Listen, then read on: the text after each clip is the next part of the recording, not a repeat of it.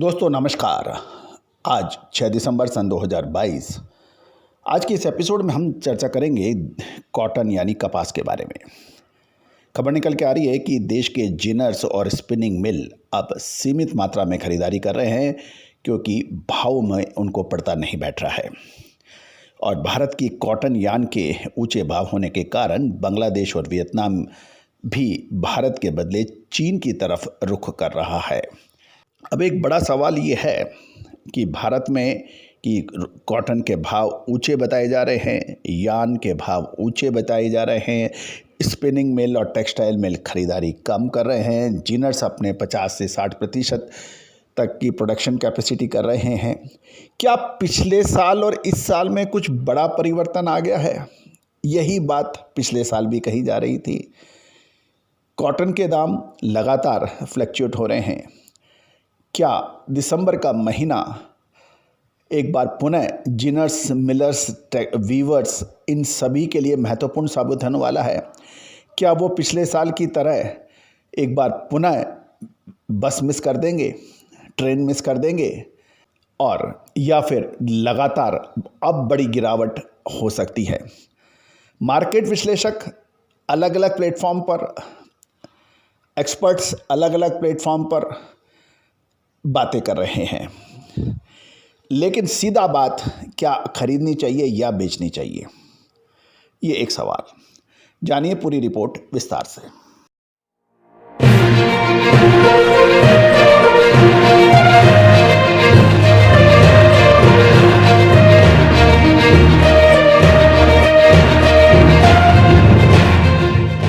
दोस्तों, किसी भी बाजार को एनालाइज करने के लिए कई बिंदुओं पर ध्यान देना आवश्यक है। यूरोप की स्थिति अभी विकट चल रही है। वहाँ पे सर्वाइवल की ही प्रॉब्लम हो रही है। गैस और तेल के भाव वहाँ पर पवड़ते ही नहीं हो रहे हैं।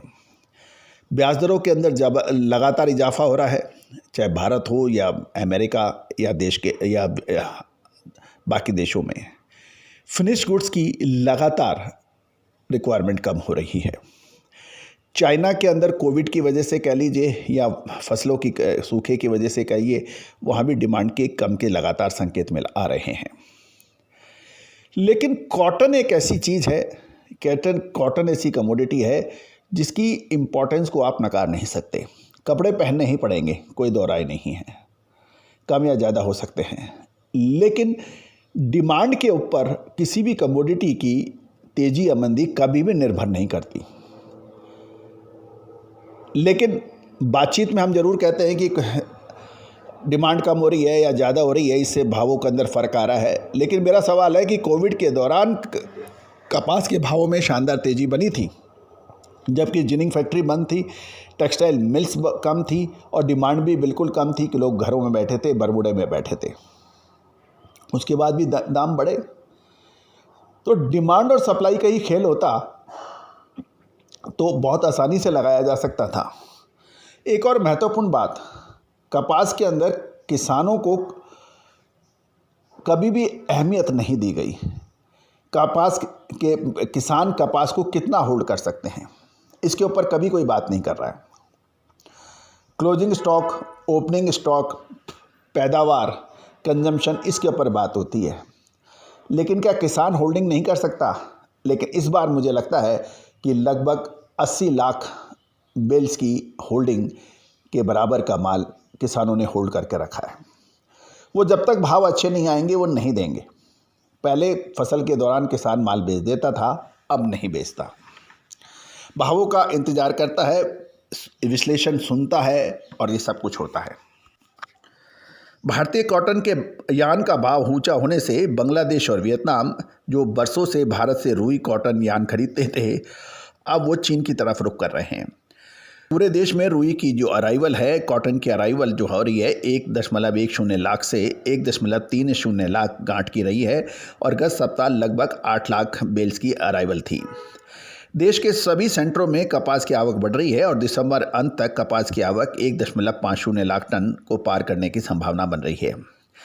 देश के जिनर्स अभी कपास की जिनिंग में डिस्पैरिटी और रुई भाव कपास में घटबढ़ के कारण थोड़े परेशान हैं और ज़्यादातर जिनर्स बिजनेस की कमाई नहीं कर रहे हैं, ऐसा जिनर्स का कहना है।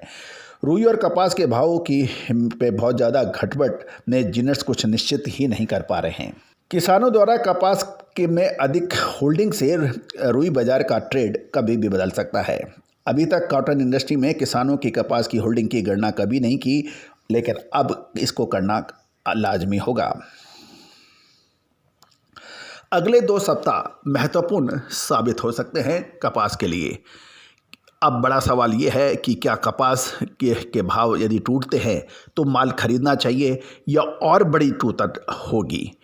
अंतर्राष्ट्रीय बाजार, चाइना के कॉटन बाजार की सारी सूचनाएं आप तक मौजूद है, लेकिन एक बड़ा सवाल ये है कि अभी ये जब कोई यदि गिरावट होती है तो क्या माल खरीदना चाहिए या नहीं, या और बड़ी गिरावट होगी, ये एक बड़ा प्रश्न है। दोस्तों, इस प्रश्न का उत्तर हमने अपने सभी पेड क्लाइंट्स को बिल्कुल दे दिया है कि ये क्या माल खरीद लेना चाहिए या रुक जाना चाहिए। याद रखिएगा, साल 2021 में भी हमने आपको अग्रिम विश्लेषण दिया था जो सत्य साबित हुआ था। साल 2022 के अंदर अब मार्च में हमने अग्रिम कहा था कि तेज़ी बनने वाली है, जबकि सारे विश्लेषक मंदी में थे। और उसके बाद अप्रैल के अंदर जो शानदार तेज़ी बनी, और उसके बाद जून के अंदर हमने यही कहा था कि आगे 2-3 महीने कमज़ोर हो सकते हैं, माल बेच कर निकलो। और उसके बाद लगभग 40% की गिरावट हुई थी। अब क्या होने वाला है, सिर्फ जिनिंग, टेक्सटाइल मिलर्स और स्पिनिंग मिल के या कॉटन के बड़े स्टॉकिस्ट ही पेड रिपोर्ट के लिए हमें संपर्क करें। नंबर स्क्रीन पे दिया गया है।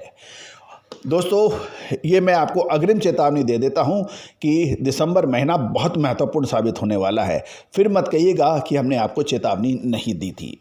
यदि हम अंतर्राष्ट्रीय बाजारों में चीन का रुख करें तो चीन में रुई वायदा प्लेटफॉर्म पर भाव लगातार बॉटम आउट हो रहा है। लॉकडाउन के नियंत्रण में चाइना हल्के होने से चीन में रुई वायदा तेजी की धारणा बन रही है। ये भी आप ख्याल रखें कि कोविड के बढ़ते प्रभाव से चाइना में लॉकडाउन काफ़ी अधिक था, लेकिन अब उसमें ढील लगातार दी जा रही है। पिछले कुछ सप्ताह से चाइनीज़ कॉटन मार्केट में ओपन इंटरेस्ट लगातार बढ़ रहा है और ये अक्टूबर से 2 दिसंबर तक चाइनीज़ वायदा बाजार में ओपन इंटरेस्ट लगभग 2,53,593 लॉट, अर्थात यदि भारतीय गांठ की बात करें तो 84,72,542 से बढ़कर हो रहा है। और ये ओपन इंटरेस्ट बढ़ने से चाइनीज़ बाजार के अंदर रुई के भावों में तेज़ी की संभावनाएं भी बन रही है। यहाँ तक न्यूयॉर्क के अंदर भी देखें तो वहाँ भी कुछ लगातार कोई बड़ी गिरावट नज़र नहीं आ रही है, लेकिन ये भी एक निश्चित है क्योंकि 31 दिसंबर लास्ट होता है कैलेंडर ईयर का वहाँ पे फाइनेंशियल ईयर्स के हिसाब से। और जो भी पिछली बार मिस कर गए थे 72 सेंट के आसपास, वो अब कोशिश करेंगे कि जब तक नीचे माल मिले तो दोबारा खरीदें। तो स्पेकुलेटर्स भी इंटरनेशनल मार्केट के अंदर रुई के बॉटम आउट होने का इंतज़ार कर रहे हैं। अब सवाल ये बड़ा दोबारा शुरू हो रहा है, क्या बॉटम आउट होगा, या बॉटम आउट यदि कुछ और गिरावट होगी तो खरीद लें या रुक जाए, ये एक बड़ा सवाल है। ओपन इंटरेस्ट और ये सारी चीज़ें बिल्कुल अवेलेबल हैं, लेकिन सूचनाओं का सही उपयोग क्या इसमें होना चाहिए, वो एक महत्वपूर्ण बात है। लोग जनवरी फरवरी की बात कर रहे हैं, लेकिन असली खेल होगा दिसंबर में।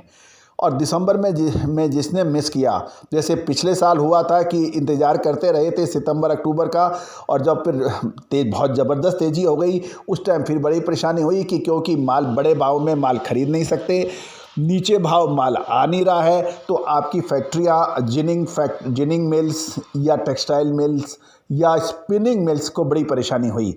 और ये हुआ कि जब बहुत तेज़ी से भाव बढ़ गए, फिर आप इंपोर्ट की तरफ गए। इंपोर्ट जाने के बाद में 40% फिर राष्ट्रीय और अंतर्राष्ट्रीय बाज़ारों में भाव गिर गए, तो दोनों जगह से परेशानी हुई। तेज़ी में भी परेशानी हुई, और जब तेज़ी में माल खरीदा तो फिर मंदी में परेशानी हुई। तो ऐसी परेशानियों से बचने के लिए पिछली बार भी हमारा एनालिसिस लगभग सही साबित हुआ था। तेज़ी और मंदी के हमने एक्यूरेट आपको प्रेडिक्शंस और एनालिसिस दिए तो थे जो अक्षरशः सत्य साबित हुए थे। इस बार क्या ऐसा खेल दोबारा होने वाला है? बिल्कुल जांचने के लिए बात कीजिए। All the very best, good luck, happy trading.